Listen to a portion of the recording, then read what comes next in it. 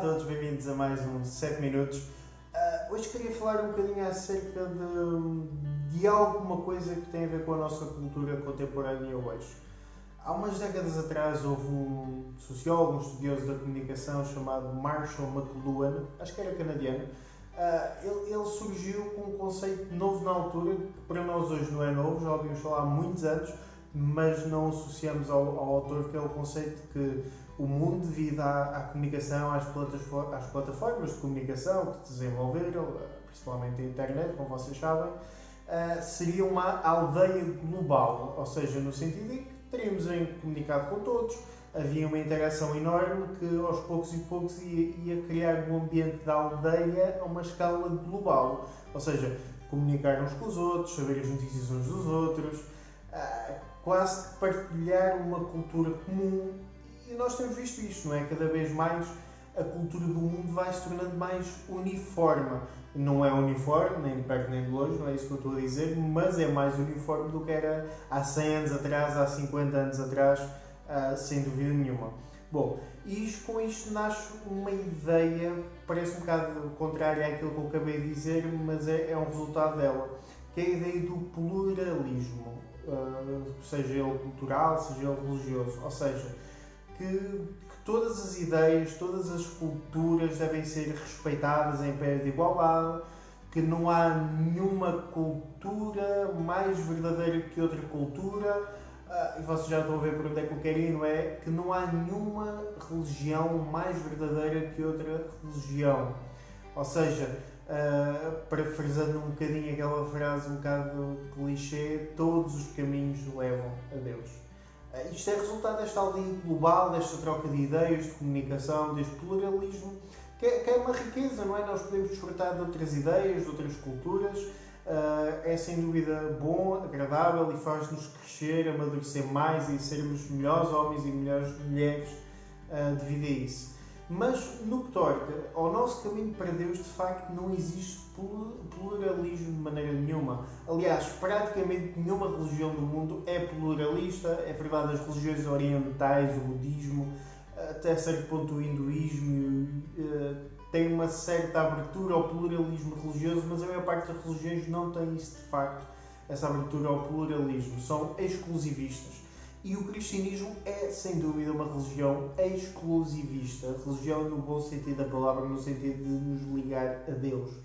De facto, há um versículo muito famoso, uma frase muito famosa de Jesus que ressalta e mostra-nos isto exatamente, que encontramos no Evangelho de João, no capítulo 14 e o versículo 6, que diz-nos: eu sou o caminho, a verdade e a vida, ninguém vai ao Pai senão por mim.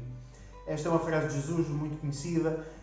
João organiza o seu Evangelho de uma forma muito interessante, com colunas, com ideias-chave ao longo do seu Evangelho, muito repetidas, debaixo da inspiração do Espírito Santo. Ele tem esta composição literária e ao longo do Evangelho há 7 momentos em que Jesus diz 7 frases-chave em relação ao seu relacionamento com a humanidade, que começam pela expressão eu sou.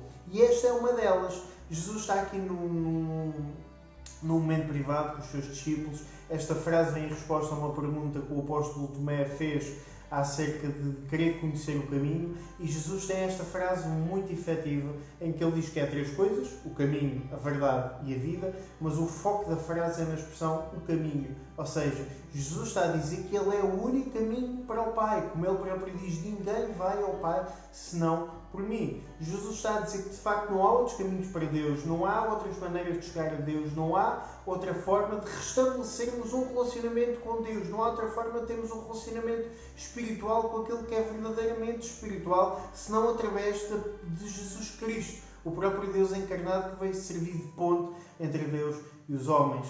E claramente depois os discípulos de Jesus seguem esta linha de pensamento. Nós vemos as cartas do apóstolo Paulo, por exemplo, claramente Jesus é exclusivista. Por exemplo, em Atos, no capítulo 4, versículo 12, Pedro está a falar perante o Sinédrio judaico, portanto um tribunal, um parlamento, se quisermos, com uma autoridade limitada, mas um sítio de julgamento cheio de inimigos de Jesus, cheio das pessoas que procuraram crucificar Jesus, e Pedro claramente perante aquelas pessoas ele diz: não há salvação em nenhum outro, não há nenhuma maneira outra de nos salvarmos Não há nenhuma outra maneira de ultrapassarmos o estado em que nós nos encontramos, senão por meio de Jesus. Não é o cumprimento da lei do Antigo Testamento, não é o sermos bonzinhos e perfeitos, não é nós procurarmos ter uma espiritualidade enorme, não é nós passarmos dias em jejum e meditação debaixo de uma cascata ou debaixo de uma árvore muito bonita, não é procurar equilibrar um karma de equilibrar o bem que fazemos com o mal que fazemos, nada disso. Jesus é o único caminho, Ele é a verdade, Ele é a verdade de Deus encarnado, tudo o que Ele diz foi verdade, Ele veio demonstrar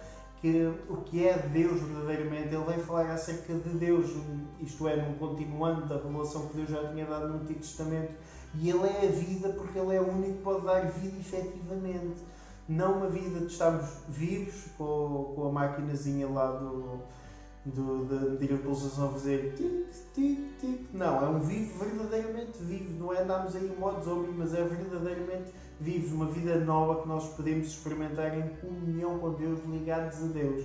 E se tu não entendes o que é esta vida, isto é daquelas coisas que tu tens que experimentar. Só quem segue este caminho, só quem segue este Jesus compreende de facto o que é esta vida de que Ele fala aqui, porque Ele é a vida, mas Ele não veio para ser apenas vida, Ele veio para ser o dador da vida, para nos dar vida a nós que o queremos seguir. Então, de facto, apesar de vivermos numa aldeia global, apesar de vivermos na época do pluralismo, da ideia de que devemos aceitar todas as ideias que estão à nossa volta como iguais, no que toca ao nosso relacionamento com Deus, isso não é verdade. No que toca ao nosso relacionamento com Deus, no que toca à nossa vida espiritual, há apenas um caminho para chegar ao Pai. Esse caminho é Jesus Cristo. Ele pagou um preço grande para poder ser efetivamente um caminho, para poder efetivamente haver uma ponte entre nós e Deus por cima daquilo que foi os nossos pecados, os nossos erros, que foi a crucificação, o preço grande que Ele pagou. E temos a certeza que hoje atravessamos esta ponte e podemos estar ligados a Deus por meio deste caminho, porque Jesus, apesar de ter sido crucificado e ter morrido, Ele não ficou morto, mas ressuscitou. E com base nesta ressurreição de Jesus, nós podemos ter a certeza que hoje percorremos um caminho, ou podemos pelo menos percorrer um caminho difícil, cheio de curvas e contra-curvas, mas um caminho que nos liga ao Pai. E no final desse caminho experimentamos o que é a verdadeira vida. Hoje já desfrutamos um bocadinho, uma amostra do que é que vai ser essa verdadeira vida, mas no fim do caminho nós vamos experimentar a verdadeira vida. Pensa nisto. Deus te abençoe.